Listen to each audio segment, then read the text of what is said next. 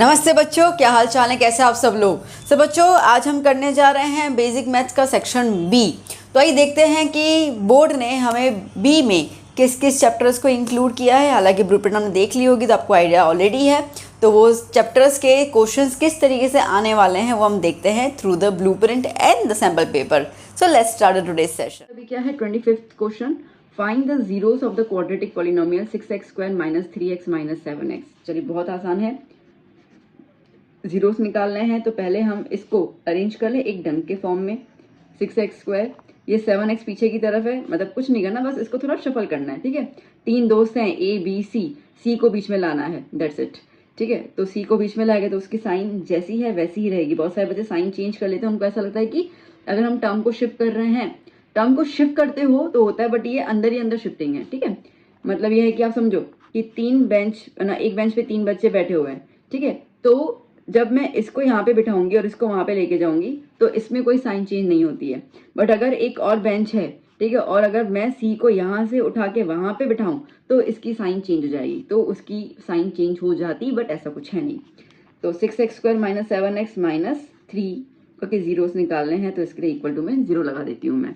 Now यहाँ पे लगेगा स्प्लिटिंग मिडल टर्म मेथड। जिन लोगों ने चैप्टर 2 के मेरे वीडियो देखे हैं, जो मैंने इंपॉर्टेंट क्वेश्चन दिए थे, उसमें मैंने ये वाला क्वेश्चन दिया था, आप देख लीजिएगा, तो उनको तो पता चल चुका है कि कैसे करना है, that is I am sure. ठीक है, तो कैसे करना है, जो बच्चे नए हैं उनको सिखा रही हूँ। 6 आगे वाला नंबर और 3 पीछे वाला नंबर, इसको हम क्या करते हैं बेटा, मल्टीप्लाई करते हैं। तो 6 3 क्या हो गया 18। इतना क्लियर हुआ।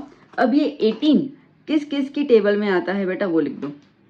ये 18 नंबर किस किस की टेबल में आता है वो लिख दो। 1 से शुरू करते हैं। 1 18 18, 2 9 18, 3 6 18, दैट्स इट।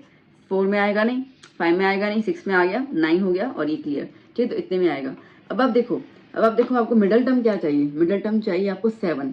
आपने जो ये टेबल लिखा ना, उनमें से किन नंबर्स के साथ प्लस माइनस करके आपको 7 मिलेगा। जैसे कि 18 में 1 प्लस करोगे 9 10 और माइनस करोगे 7 10, ये नहीं मिलेगा। 9 में 2 प्लस करोगे तो 11 और माइनस करोगे तो 7, 9 - 2 7, और हमें क्या चाहिए 7। दैट मीन्स कि ये हमारा परफेक्ट फॉर्म है। ठीक है, इसको हमें लेना है। अब फर्स्ट टर्म जो है वो एज इट इज लिख दो, माइनस की साइन माइनस। आपने जो फैक्टर चूज किया ना, उसका ग्रेटर नंबर पहले लिखोगे।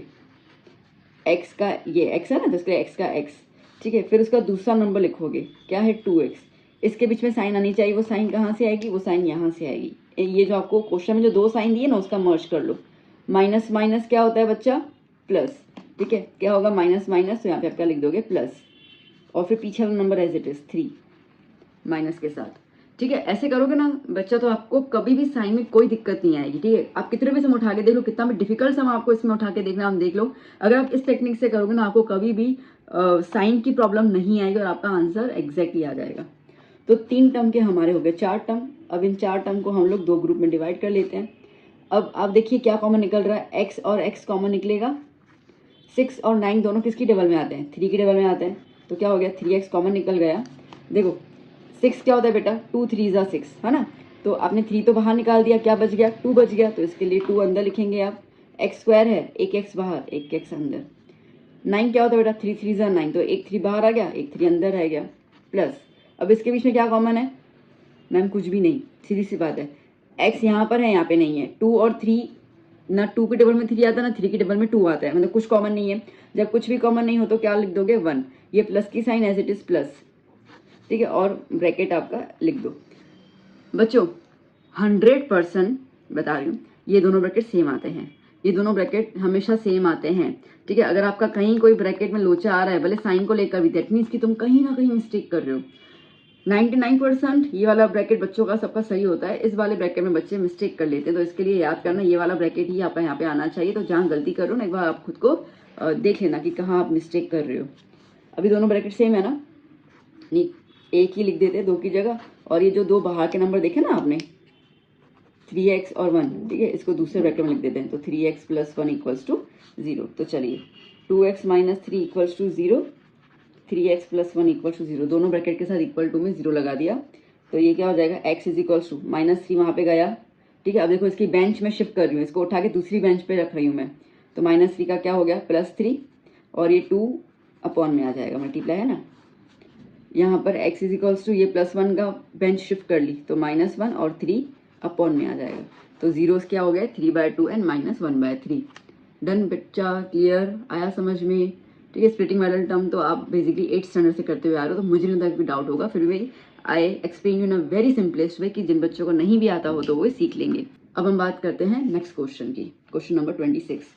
Obtain quadratic polynomial if the sum of the zeros and product of the zeros 1/4 and -1 respectively are given. ठीक है, अब मैंने आपको फॉर्मूला बताया था, फॉर्मूला वाली सीरीज याद करना। आई होप सारे बच्चों ने फॉर्मूला वहाँ से लिख भी दी होंगी।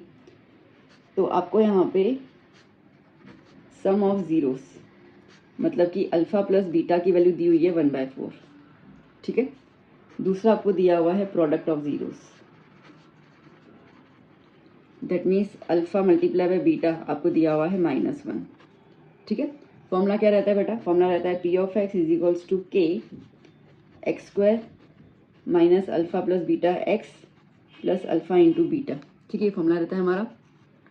Okay, k x square minus alpha plus beta की जगह 1/4 x plus alpha into beta की जगह -1। ठीक है, k x square minus 1/4 x plus -1। ठीक है, ये भी एक फॉर्म है। अब इसमें क्या है ना, इसमें बेसिकली अलग अलग टीचर का फॉर्म होता है। कोई टीचर इस पर भी आपको फुल मार्क्स 2 मार्क्स दे देगा, कोई टीचर ना कहेगा कि भाई आपने एलसीएम नहीं लिया तो इसके लिए हम आपकी आधी या 1 मार्क काट रहे हैं। तो मैं नहीं चाहूँगी कि आपके कुछ मार्क्स कटे, तो हम इसको एलसीएम लेते हैं। ये वाला सेम चीज़ मैं यहाँ पे लिख देती हूँ, फिर इसको कंटिन्यू कर लेते हैं हम लोग। टेबल लिख दूँ, so P of x is equals to के।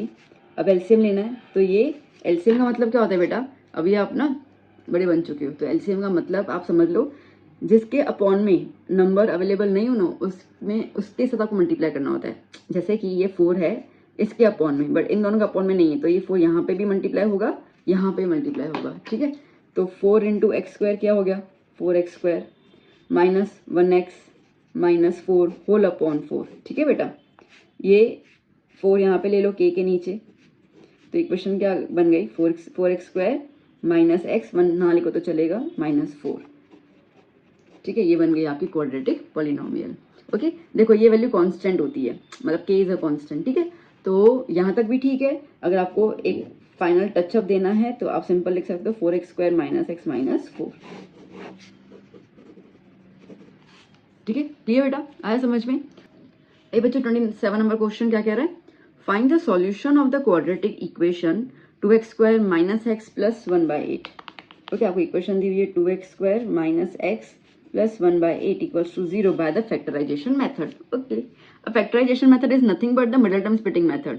अभी देखा नहीं ये वाला क्वेश्चन, बस वही करना है और कुछ नहीं है। तो फैक्टराइजेशन बोल दो, मिडल टर्म स्प्लिटिंग मेथड बोल दो, एक ही बात है। ठीक है, एक ही बात है, कोई बड़ी बात नहीं है यहाँ पर। तो अब ना सबसे पहले आपको क्या करना होता है कि अगर अपॉन में कोई नंबर दिया हुआ है तो पहले अपॉन वाले का झंझट हटा दो। ठीक है, उसके अलावा ना फिर हम लोग आंसर निकल जाएगा, फिर कंफ्यूजन होगा। तो मैंने अभी आपको क्या सिखाया? अभी मैंने आपको क्या सिखाया कि अपॉन में कोई नंबर होता है, ठीक है, तो उसको एलसीएम ले लेना चाहिए। मैंने अभी भी बताया ना, बस वही चीज़ यहाँ पे भी करेंगे हम लोग। ठीक है, ये ऐसा नहीं कि किसी क्वेश्चन के ऊपर अप्लाई होता है, ये मैथ्स के हर कॉन्सेप्ट पे अप्लाई होता है। ठीक है बेटा, तो जैसे यहाँ पे अपॉन में नंबर है, यहाँ पे नहीं है, तो एलसीएम ले लो, मतलब कि ये इसके साथ भी और ये इसके साथ भी मल्टीप्लाई हो जाएगा। सो क्या होगा 8 into 2 is 16 x square minus 8 into x is 8x plus 1 whole upon 8 equals to 0। ठीक है, अच्छा अब ये 8 अपॉन के है तो यहाँ पे ले जाती हूँ मैं 16 x square minus 8x plus 1 is equals to.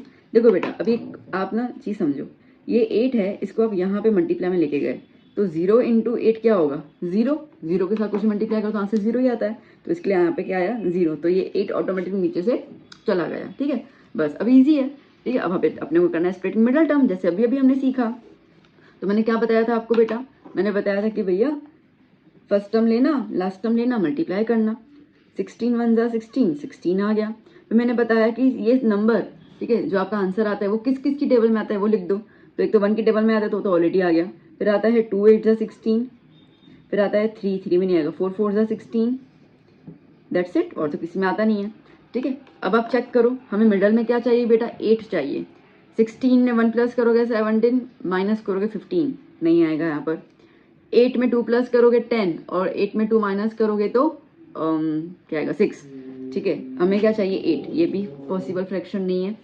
यहाँ पे देखो 4 + 4 8 हो जाएगा, हमें क्या चाहिए 8, 4 + 4 8। ठीक है, तो ये फैक्टर हमारा परफेक्ट है। ओके, तो अभी हम क्या करेंगे, हमें पता है कि पहला टर्म नीचे उतारना है, उसके बाद की साइन भी नीचे उतारनी है, फिर हमने जो फैक्टर डिसाइड किए हैं वो लिखने हैं 4। वैसे तो अपन ग्रेटर नंबर लिखते हैं, बट ये दोनों नंबर सेम है। ठीक है, 4x। फिर हमें क्या करना होता है, हमें साइन देखनी होती है, तो हम इन दोनों को मर्ज कर लेंगे, minus plus minus, minus plus minus, minus लिख दिया, दूसरा नंबर लिख देंगे और फिर लास्ट वाला टर्म साइन के साथ नीचे उतार के लिख देंगे, है ना। बोलते बोलते करोगे, इजीली आपसे स्प्लिटिंग वाला फॉर्म हो जाएगा। 4 आ गए अभी टर्म्स, तो चलो ये 2 और ये 2 के फैक्टर्स निकालने अपने को। ओके, अब कॉमन क्या क्या दिख रहा है, x और x। ठीक है, x और x कॉमन है। 16 और 4, क्या 4 की टर्म 16 आता है? हाँ मैम आता है, तो 4 कॉमन निकल जाएगा। ठीक है, 16 कब आता है 4 के टेबल में, 4 4 जा 16। समझ रहे हो मेरी बात को? जैसे ये 16 है तो इसको हम क्या लिखते हैं 4 4 जा, तो एक 4 तो बाहर आ गया, काटो, बाकी एक 4 बचा वो अंदर लिख दो। ठीक है, तो क्या आ गया 4x² है, तो एक x अंदर और एक x बाहर, माइनस। अच्छा, ये पूरा का पूरा टर्म बाहर नजर आ रहा है, मतलब ये एज इट इज टर्म बाहर है, मतलब यहाँ पे कुछ बचा ही नहीं। तो जब टर्म में कुछ भी अनकॉमन नहीं है जो हम यहाँ पे लिखे, तो उसकी जगह पे 1 लिख देंगे। चलो शाबाश, ये माइनस की साइन माइनस की। अब यहाँ मुझे बताओ x x दिख रहा है, नहीं दिख रहा है। 4 और 1 में क्या कॉमन है, कुछ भी कॉमन नहीं है, तो 1 निकाल देंगे अपन बाहर, मतलब जहाँ पे कुछ कॉमन नहीं है तो हमें 1 लिख देना है, और ये ब्रैकेट लिख देंगे हम लोग, मतलब ये नंबर इस ब्रैकेट में लिख देंगे। अब बेटा यहाँ पे ध्यान देना, मैंने क्या कहा था, मैंने कहा था कि जो ये ब्रैकेट आता है वो सबका सही होता है, गलती यहाँ पे करते हैं। तो ये ब्रैकेट में 4 और x के बीच में साइन क्या है, माइनस की, तो यहाँ पे भी क्या लगा दोगे, माइनस की। मैम ऐसे कैसे आपने माइनस लगा दिया भाई? अरे लॉजिक समझा रही हूँ माँ बाप, मैथ है। देखो, आप जब इस टर्म को ब्रैकेट में लिखोगे ना, तो बाहर की साइन क्या है, माइनस की है, तो जब भी बाहर साइन माइनस होती है तो अंदर वाली साइन चेंज हो जाती है, तो माइनस प्लस माइनस। अब मुझे ऐसा है कि क्या बच्चों को इतना ज्यादा मैं हेक्टिक चीज बताऊँ, तो सिंपल, जो ये ब्रैकेट है ये ब्रैकेट आपको लिख देना है, बस आपको कॉमन निकालने आना चाहिए। सो एक ब्रैकेट आया मेरा 4x - 1, दूसरा भी मेरा आया 4x - 1। ठीक है, तो ये अपना आंसर आ गया solution. So 4x - 1 and 4x - 1 is the answer. ठीक है, x की वैल्यू तो फाइंड द सॉल्यूशन, रूट्स निकाले ना बेसिकली। हाँ तो ठीक है ना, तो 4x - 1 = 0, तो x = -1 यहाँ पे जाएगा तो +1, और अपॉन में क्या हो गया 4। अब जो आंसर इसका आया वही इसका भी आएगा, तो x की वैल्यू 1/4 आई है 2 बार। ठीक है, क्योंकि पावर 2 है और 2 बार x का आंसर आता है। ठीक है बेटा, क्लियर, सब समझ में आया अच्छे से? चलो शाबाश, चलते हैं नेक्स्ट क्वेश्चन की ओर। नाउ बच्चों 28 number question, find the 30th term of an AP. AP का हमें क्या निकालना है, 30th टर्म निकालना है। तो चलिए पहले सारे के सारे वैल्यूज बता देते हैं। आपको सीरीज दी हुई है 10 7 4, तो a कितना है 10, d कितना हो जाएगा, d का फॉर्मूला होता है a2 - a1, मतलब कि second term minus first term, कितना हो जाएगा -3। ओके, n कितना है 30। ओके, तो हमें क्या रहा है कि 30th टर्म निकालो, मतलब कि हमें a30 निकालना है ना। ओके, अब a30 का फॉर्मूला क्या होगा, a30 = a + 29d। Section A वाला फॉर्म देखा था ना, वीडियो देखा था ना, सेक्शन ए बताया था ना उसमें मैंने। ठीक है, तो क्या मैंने बताया था कि आपको ए के साथ जो नंबर दिया हो ना, जैसे a30 है तो d के साथ एक नंबर कम करके उसको प्लस में लिख देना। ठीक है, तो a + 29d। अगर नहीं समझ आया है तो कोई दिक्कत नहीं है, कोई टेंशन नहीं है, फॉर्मूला तो आपको पता ही है, an = a + n - 1d, पता है ना, कोई नहीं, इसमें लगा दो a30, a + n की जगह क्या हो जाएगा 30 - 1d, a + 30 - 1 = 29d। ठीक है, आ गया वही वाली चीज़ जो मैं लिखी, ये डायरेक्टली लिख दिया। ठीक है, ये लिखोगे तो ना ज़्यादा मार्क्स मिलेंगे और ये लिखोगे तो ना कोई मार्क्स कटेंगे, बात एक ही है। ओके, तो अगर आपको ये चीज़ आ जाती है क्लियरली तो ठीक है, वरना आप ये वाली फॉर्मूला अप्लाई कर सकते हो। हालांकि कुछ टफ नहीं है, आपको जो भी टर्म निकालने को कहते हैं ए के साथ जो आप डी लिखते हो उसमें 1 माइनस करके वाला टर्म लिख दो। ठीक है, चलो अब ए की वैल्यू कितनी दी हुई है 10, 29, डी की वैल्यू क्या है -3। सो 10 + 3 9 = 27, 2 कैरी 6 7 8 -87। ठीक है, तो 10 ± -87, तो a30 की वैल्यू क्या आ गई -77। आंसर। ठीक है, डन। चलो नेक्स्ट क्वेश्चन क्वेश्चन नंबर 29 क्या बोल रहे हैं यहाँ पर, find the sum up to 10 terms. ठीक है, हमें सम निकालना है 10 टर्म्स को मिलाकर। तो अब देख लेते क्या क्या दिया हुआ है। एपी दिया हुआ है आपको, जिसमें ए की वैल्यू 2 हो जाएगी, एपी इज 2 7 12। डी क्या होता है, A2 minus A1 that is 7 minus 2 कितना हो गया 5। Okay, sum up to 10 terms मतलब एन दिया हुआ है 10 आपको, और आपको एस एन निकालना है। ठीक है, अब एस एन का फॉर्मूला क्या होता है बेटा, S n is equals to n by 2a plus n minus 1 d, है ना। तो S 10 is equals to 10 by 2 a की जगह पर 2 प्लस 10 माइनस 1 डी की जगह पर 5। ठीक है, देखो यहाँ पर 2 1 जा 2 5 जा, सो ये हो गया 5, 2 2 जा 4 प्लस 10 माइनस 1 9 और ये 5। ठीक है, 5 4 प्लस 9 5 जा 45। ठीक है, यही कर दो। So S 10 is equals to 5 45 plus 4 49 9 5 जा 45 4 कितना आया, सम ऑफ 10 टर्म्स इज 245। ठीक है, क्लियर। सो बच्चों आई होप आपको समझ में आ रहा है, इजी है। ठीक है, फॉर्मूला अगर आपने लर्न कर ली हो, जो मैंने आपको पूरी वीडियो दी थी, तो आपको तो और ज़्यादा आसान लगेगा। देखो बेटा, मैं हर एक चीज़ प्रोवाइड करती जा रही हूँ। ठीक है, आप कह रहे हो कि ये भी दो वो भी दो, मैं सब देती जा रही हूँ, बट मेरे देने से इतना फर्क नहीं पड़ेगा जितना तुम्हारा प्रिपरेशन करने से पड़ेगा। ठीक है, तो अगर मैं आपको चीज़ें मटेरियल प्रोवाइड करती जा रही हूँ, तो मैं ये उम्मीद कर रही हूँ कि वो सारे के सारे बच्चे, सारे सब्सक्राइबर जो मेरे हैं, वो सब के सब इसको थॉरोली फॉलो भी कर रहे होंगे और अच्छे से मेहनत भी कर रहे होंगे। अगर आप मुझसे उम्मीद कर रहे हैं कि मैं आपके लिए मेहनत करूँ, तो मुझे भी आपसे वही उम्मीद है कि आप भी मेहनत करें और अच्छे से नंबर लेकर आप पास हो, जहाँ पे आप मुझे कमेंट सेक्शन में मुझे बताओ कि मैम ये वाला मेरा रिजल्ट आया है। ठीक है, अगर आप लास्ट ईयर की वीडियो देखो ना, तो आपने देखा होगा कि मैंने जो बच्चों ने टॉप किया था, मैंने उनका वीडियो कॉल पर इंटरव्यू भी लिया था, और कुछ बच्चों का मैंने नाम भी बच्चों ने मुझे दिया था कि मैम आपकी वजह से हमारी ये रिजल्ट आई है, and I was like damn happy. Okay, तो कुछ बच्चों ने इंस्टा पे मुझे मैसेज किया था, कुछ बच्चों ने मुझे कमेंट पे बताया था। इस बार मैं ये चाह रही हूँ कि जो मेरे 10th वाले बच्चे हैं अभी हैं, जो आगे और जुड़ेंगे मुझे पता है, तो उन बच्चों को लिटरली मैं बोलूँ कि आप मुझे अपना फोटो भी भेजो, मैं आपका फोटो लगाकर, फोटो के साथ आपका नाम और आपका रिजल्ट पब्लिक करना चाहूँगी, जहाँ पे लगे कि बच्चा जब मेहनत कर रहा है तो उसका रिजल्ट आ रहा है। तो बच्चों मेहनत कीजिए, और मतलब आप गोल बना दीजिए कि मुझे सपना मैम को अपना रिजल्ट देना है, जहाँ पे मैम अपना मेरा रिजल्ट जो है वो जब लगाएं, ठीक है, तो आपको मतलब लोग आपसे पूछेंगे कि कैसे आपने प्रिपरेशन किया। सो बी द रोल मॉडल। ठीक है, चलिए अभी चलते हैं पर नेक्स्ट क्वेश्चन पे। सो बच्चों 30th question, find the distance between the points -5,7 and -1,3। Distance निकालना है, दैट्स इट। ठीक है, तो हम सपोज कर लेते हैं, let point A is 5,7 and point B is -1,3। So therefore formula क्या रहेगा, A B is equals to x1 minus x2 whole square plus y1 minus y2 whole square. Formula learn की है ना।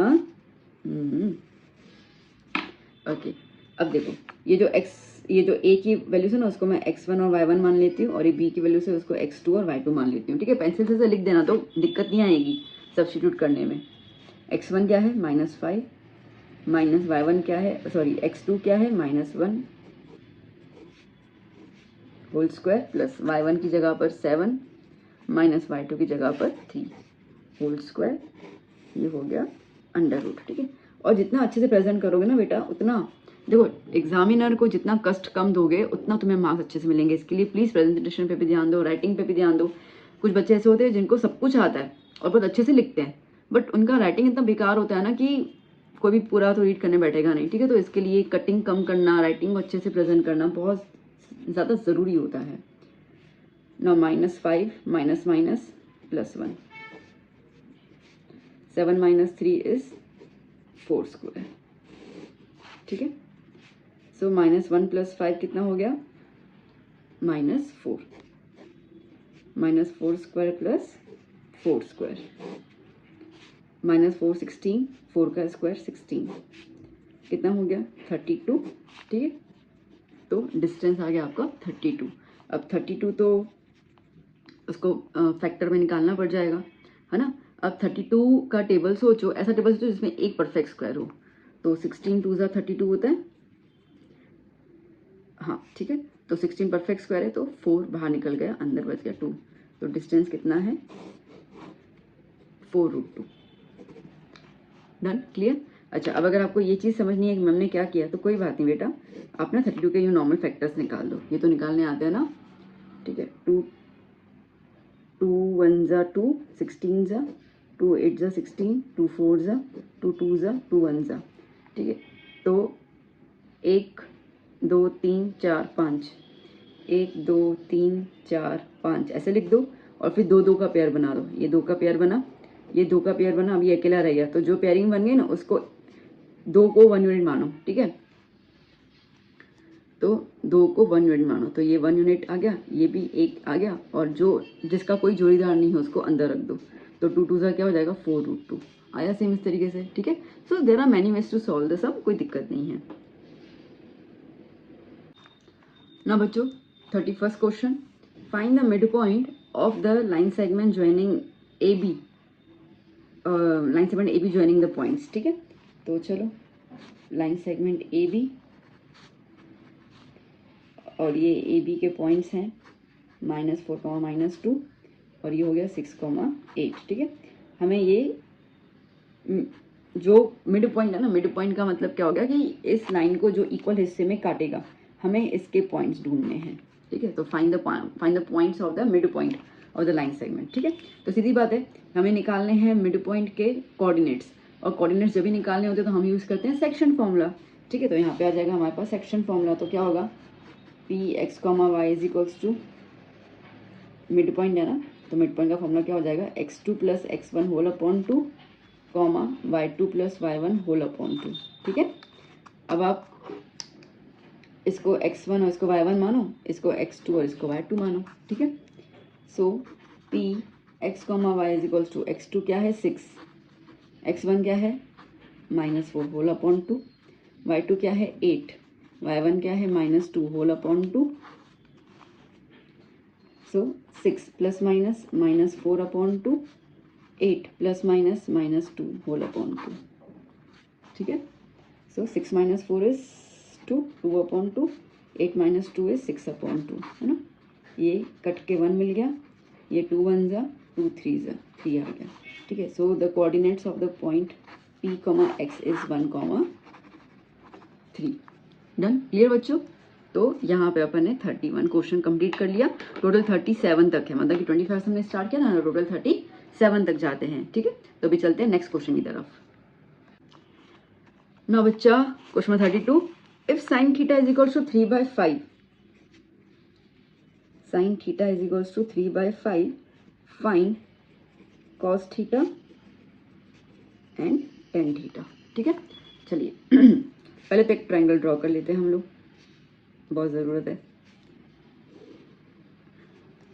ये हो गया ABC, ठीक है, ये हो गया हमारा हाइपोटेन्यूस। अच्छा, अब थीटा दिया हुआ है तो आप A और C में से, B तो 90 डिग्री होगा ना, तो A और C में से कोई भी एंगल मान लो, तो समझो हम A को थीटा मान लेते हैं। अगर A को थीटा माना तो A के सामने वाली साइड ऑपोजिट हो जाएगी, और A के बगल वाली साइड एडजेसेंट हो जाएगी। इतना क्लियर, चलो शाबाश। अब क्या है, साइन थीटा का फॉर्मूला क्या होता है, ऑपोजिट अपॉन हाइपोटेन्यूस। सो का तो वह याद करवाया था ना मैंने, जापानीज मंत्र, बस वही तो है। और यहाँ पे आपको क्या दिया हुआ है 3/5 साइन थीटा, मतलब ये है कि ऑपोजिट वैल्यू क्या होगी 3 और हाइपोटेन्यूस क्या होगा 5। बट देखो अब ये ना बेसिकली बहुत सारे स्कूल में इनको के भी लिखवा देते हैं, बिकॉज हो सकता है कि ऐसी कोई वैल्यू आई हो जो कटिंग करने के बाद हमें 3/5 मिला हो, ठीक है। तो हम यहाँ पे क्या लिख देंगे ऑपोजिट, ये रहा ऑपोजिट, यहाँ पे 3 के साथ क्या लिख देंगे के इज एनी अननोन कांस्टेंट, ठीक है। हाइपोटेन्यूस क्या है 5, तो क्या लिख देंगे हम लोग 5K। कोई इसमें कोई टेंशन नहीं है, ठीक है, हर एक टीचर का अलग अलग होता है। तो वो कुछ टीचर्स कहते हैं, ठीक है, कुछ टीचर्स कहते हैं कि फॉर एग्जाम्पल कि नीचे आपको मिला है, ठीक है, नीचे आपको ऐसा, भाई आपको पूरा नंबर ऐसा मिला हो 15/25 फॉर एग्जाम्पल, तो 5 का डबल लग जाएगा, 5 3 जा 5 5 जा, तो आंसर क्या आया 3/5। ठीक है, तो वो टीचर से कहते हैं कि जरूरी तो नहीं है कि 3/5 ही आंसर हो, ऐसा कोई नंबर हो सकता है जो कटिंग करने के बाद आया, तो इसके लिए वो के अज्यूम करवाते हैं। ठीक है, तो अभी आपके स्कूल में जो करवाते हो देख लो, हालांकि कोई दिक्कत नहीं है, आप बिना के भी सॉल्व कर सकते हो ना। सबसे पहले हमें एडजसेंट ढूंढना होगा by the use of Pythagoras theorem. Now by Pythagoras theorem, AC square is equals to AB square plus BC square। 5 के होल स्क्वायर इज AB तो हमें निकालना है एडजसेंट और BC दिया है 3K स्क्वायर। 5 का स्क्वायर 25, K का स्क्वायर K स्क्वायर, यहाँ पे 9K स्क्वायर। ठीक है, इसको यहाँ शिफ्ट कर लूँ मैं, so 25K square minus 9K square is equals to AB square. ठीक है, इसको अपन ने यहाँ शिफ्ट कर लिया, सो 25 में से 9 गया तो 16K square is equals to AB square. So therefore 16K square root में आ गया इज इक्वल्स टू AB, है ना। AB का स्क्वायर है ना, AB का स्क्वायर हटाना है तो ये स्क्वायर यहाँ पे शिफ्ट हो जाता है, तो स्क्वायर रूट में कन्वर्ट हो जाता है। ठीक है, तो ये स्क्वायर यहाँ पे आया तो स्क्वायर रूट ना। बेटा 16 का स्क्वायर रूट क्या होता है 4, और K स्क्वायर का स्क्वायर रूट क्या होगा 4K, तो AB कितना है आपको 4K। ठीक है, डन। ओके, अब हमसे क्या पूछा है, हमसे पूछा है कॉस निकालो। Cos theta is equals to formula क्या होता है, एडजसेंट अपॉन हाइपोटेन्यूस। एडजसेंट क्या है, अभी भी निकाला 4K, हाइपोटेन्यूस क्या है 5K, के कैंसिल कर लो, तो कॉस थीटा क्या आया 4/5। ओके, सिमिलरली टेन थीटा क्या होता है, अपोजिट अपॉन एडजसेंट। अपोजिट क्या है 3K, एडजसेंट क्या है 4K, के कैंसिल हो गया। ठीक है, तो क्या बच गया 3/4। So tan theta is equals to 3/4 answer. Done, clear. Okay, next question देखिए बच्चों। Now next find the value, यहाँ इसको कहेंगे इवेल्युएट, ऐसे भी लिखा था इवेल्युएट, और आपको ये इक्वेशन दी हुई है ना। तो मैंने आपको सारी वैल्यूज लर्न करवाई थी और बताया भी था कैसे आपको इसको पेपर में लिख देना है। ठीक है, तो बस वही चीज़ शुरू कर रहे हैं। 2 10 स्क्वायर 45, 10 45 की वैल्यू क्या होती है 1, 10 के ऊपर स्क्वायर, इसके लिए स्क्वायर लगा दिया। कॉस स्क्वायर 30, कॉस 30 की वैल्यू होती है √3/2, ऊपर स्क्वायर लगा दिया। साइन स्क्वायर 30, तो इसकी वैल्यू होती है √3/2, स्क्वायर लगा दिया। ठीक है, दैट्स इट, यही से लगाना है अपने को, और तो कुछ करना ही नहीं है। अब देखो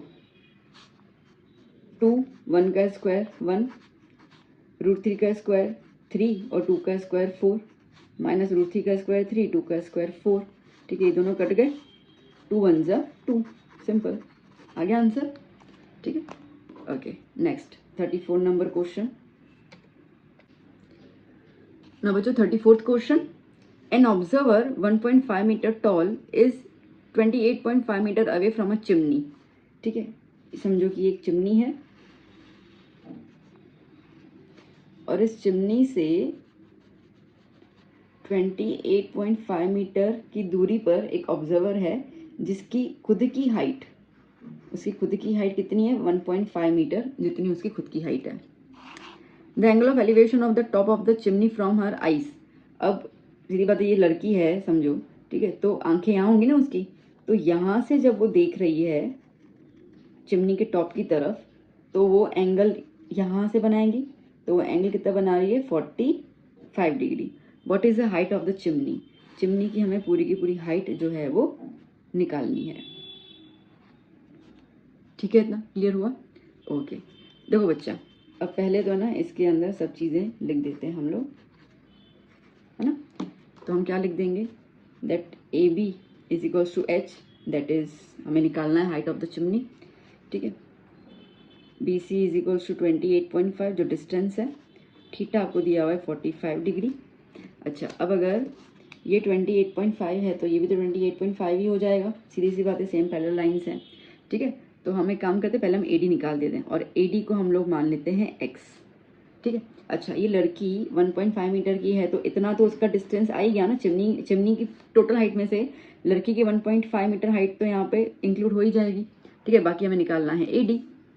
ओके, तो अब हम लोग क्या निकालना है, हमें बेस दिया हुआ, देखो ये थीटा हुआ ना, ये थीटा हुआ तो थीटा के ऑपोजिट, सामने वाली साइड ये ऑपोजिट हो गई और ये एडजस्ट दी हुई है तो हमें 10 लगाना होगा, ठीक है। तो tan थीटा is equals to opposite upon adjacent. So tan 45 is equals to opposite क्या है x और एडजेसेंट क्या है 28.5। यहाँ तो कोई दिक्कत नहीं है। अब मैं इसको नेक्स्ट पेज पे लिख देती हूँ। So tan 45 is equals to x upon 28.5, ठीक है। अब tan 45 क्या होता है बेटा, 1 होता है, तो 1 is equals to x upon 28.5, ये 1 के साथ मल्टीप्लाई हो जाएगा, तो 28.5 is equals to x। Okay clear. अब आप फिगर देखो, टोटल ए बी है, साइड में देखते जाओ, मैं लिख रही हूँ ए बी। ये ए बी किससे मिलकर बना है, A D plus D B से। A B is height, A D is x और डी बी 1.5, ठीक है। हाइट इज इक्वल्स टू, अब हमने x निकाल दिया 28.5 प्लस जो लड़की की हाइट के हिसाब से ऐड करेंगे वो हो जाएगा 28.5 में 1.5 ऐड कर लो, 0 10 30, कितना आया 30 मीटर। तो the height of the chimney,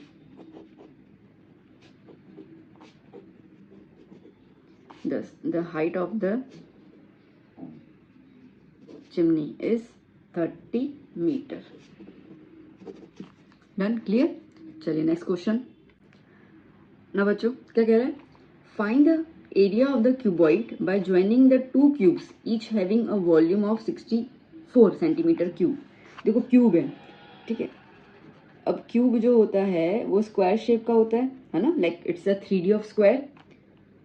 formula का वीडियो देखा है ना आपने, हाँ ठीक है। तो ये कह रहा है कि दो क्यूब आप ज्वाइन कर लो। अब देखो आपके सामने सामने है, जब दो क्यूब ज्वाइन कर लेते हैं तो बेसिकली पूरा का पूरा फिगर कैसा बन जा रहा है, क्यूबॉइड नहीं बन जा रहा है, ठीक है। तो कह रहा है कि जब आप दो क्यूब ज्वाइन करो तो क्यूबॉइड बन रहा है, तो वो क्यूबॉइड का आपको एरिया निकालना है। अब ये area is nothing but the T A से, ठीक है। हमें क्या निकालना होगा, टी ए से। ओके, अब क्यूबॉइड के लिए तो हमें लेंथ ब्रेथ और हाइट चाहिए, तो हमें तो ऐसा कुछ दिया नहीं है। तो हमें दिया क्या है, हमें दिया है 64 सेंटीमीटर क्यूब वॉल्यूम, ठीक है। तो basically volume of cube is 64 centimetre cube, ठीक है। अब वॉल्यूम का फॉर्मूला क्या होता है, एल क्यूब। तो l cube is equals to 64, है ना। तो एल इज इक्वल्स टू 64 का क्या हो जाएगा, क्यूब रूट। 64 का क्यूब रूट क्या होता है बच्चा, 4। तो एल आ गया 4। अब आपको पता है कि क्यूब के अंदर, बेटा सुनना, क्यूब के अंदर लेंथ ब्रेथ और हाइट तीनों सेम होती है ना, क्लियर। अच्छा, अभी क्यूबॉइड है, तो देखो ये क्यूबॉइड का लेंथ, ये लेंथ मान लेते हैं, ये एल और ये एल, तो ये भी 4 सेंटीमीटर, ये भी 4, तो क्यूबॉइड के लिए एल कितना हो गया, 8 सेंटीमीटर, ठीक है, क्योंकि दोनों को जोड़ दिया ना। अच्छा, बाकी ये जो हाइट होगी वो सेम रहेगी, ठीक है, ब्रेथ सेम रहेगा, तो वो सब सेम रहेगा। तो जब भी हम लोग क्यूबॉइड की बात करेंगे ना यहाँ पर, तो क्यूबॉइड में एल हो जाएगा क्या, 8 सेंटीमीटर ना, दोनों का प्लस करके, समझ आया ना। ब्रेथ 4 वो ऐसे रहता है और हाइट भी सेम रहेगा 4 सेंटीमीटर। तो हमें टी ए से निकालने को कह रहे हैं, तो टी ए से is equal to 2 l b plus b h plus h l. So 2 8 into 4 plus 4 into 4 plus 4 into 8, है ना। एल की जगह 8 लगा दिया, बाकी जगह पे 4 लगा दिया। 2 8 4 जा 32, 4 4 जा 16 प्लस 32, ओके प्लस कर लेते हैं। 32 प्लस 32 64, 64 प्लस 16 कितना हो जाएगा, 80 ना। और 2 इंटू 80 क्या हो जाएगा, 160 centimetre square. So the T S of cuboid is 160 centimetre square, ठीक है। बेसिकली किताब में तो ऐसा ही क्वेश्चन दिया, पर उसमें if I am not wrong उसमें वॉल्यूम ही निकालने को कहा जाता है क्यूबॉइड का, ठीक है। यहाँ पे इन लोगों ने हमें टी ए से बोला है, तो ठीक है, क्या फर्क पड़ता है, हमें तो वैल्यूज मिल गई। ओके बच्चा, क्लियर। तो चलो अब चलते हैं नेक्स्ट क्वेश्चन की ओर। देखिए बच्चों 36 question, both radius and height of a cylinder are equal. Okay, तो आपको सिलेंडर दिया हुआ है और इसमें रेडियस और हाइट दोनों सेम बोले गए हैं। If its radius is 7 centimetre, अब अगर 7 सेंटीमीटर रेडियस है तो सीधी बात है हाइट भी कितना हो गया बच्चा जी, 7 centimetre. Find the volume of the cylinder, volume निकालना है, इतना ईजी सम। सो वॉल्यूम का फॉर्मूला होता है पाई आर स्क्वायर एच, ओके। पाई की वैल्यू 22/7, आर आ गया 7 का स्क्वायर और हाइट आ गया 7, ये 7 7 कैंसिल आउट, ठीक है। सो 22 इंटू 7 का स्क्वायर इज 49। तो चलिए 49 में से अपन 22 मल्टीप्लाई कर लेते हैं। सो 2 9 जा 18, 8 9 फिर से 98, 8 17 10, ठीक है, कितना आया 1078, वॉल्यूम है इसके लिए centimetre cube. Done done done डना done, clear? Okay, now last question बच जाता है आपका सेक्शन बी का। सो लेट्स स्टार्ट नाउ बच्चों। 37 क्वेश्चन, बहुत इजी है, बहुत इजी है। क्या कह रहा है? फाइंड द मोड, मोड निकालना है। L, F0, F1, F2, H सब की वैल्यू दी हुई है, तो बस लगाओ formula. Z is equals to L plus F1 minus F0 upon 2F1 minus F0 minus F2, ठीक है, मल्टीप्लाई बाय H। चलिए, तो Z is equals to L कितना है 40, F1 क्या हुआ 7, F0 कितना है 3 अपॉन 2F1 मतलब कि 2 into 7 minus F0 3 minus F2 6, okay, multiply by H कितना हो गया 15। सो 40 प्लस 7 माइनस 3 4, 7 2 ज़ा 14 माइनस 3 प्लस 6 9, है ना। देखो माइनस माइनस प्लस, तो 3 और 6 को प्लस करेंगे 9 आएगा, multiply by 15, okay. So 40 plus 4, सो 14 में से 9 गया तो 5, ओके, मल्टीप्लाई बाय 15, 5 1 ज़ा 5 3 ज़ा 15, मैं यहीं कंटिन्यू कर लेती हूँ। Z is equals to 40 plus इसको ब्रैकेट में, तो 4 इंटू 3, है ना, तो 40 प्लस 4 3 ज़ा 12, तो Z की वैल्यू क्या आ गई 52, ठीक है, क्लियर आंसर। बच्चों यहाँ पे हमने कंप्लीट कर लिया हमारा मैथ्स का सेक्शन बी। कैसा लगा ज़रूर कमेंट करके बताइएगा। कैसा लगा explanation, do share your feedback with me in the comment session. और अच्छा लगा हो तो आपके फ्रेंड्स को ज़रूर ये वीडियो शेयर कीजिए, रिकमेंड कीजिए माय चैनल को। और आप नए हैं इस चैनल पर तो ज़रूर सब्सक्राइब कर जाइए, आपको इसके अंदर पूरा एक्सक्लूसिव गुजरात बोर्ड का मटेरियल मिलने वाला है, और वो भी बिल्कुल फ्री में, और वो भी स्टैटिक मटेरियल। तो चलो बच्चों, अभी मिलते हैं नेक्स्ट वीडियो में। आप इनको प्रैक्टिस कर लीजिए, सेक्शन ए सेक्शन बी अच्छे प्रैक्टिस कर लीजिए। CD में बहुत चुटकियों में ला रही हूँ आपके लिए, और आप अपना learning and practice session start कर लीजिए बिना कोई डिले किए। मिलते हैं हम लोग नेक्स्ट वीडियो में। Till then keep study, keep hard working, bye bye, take care.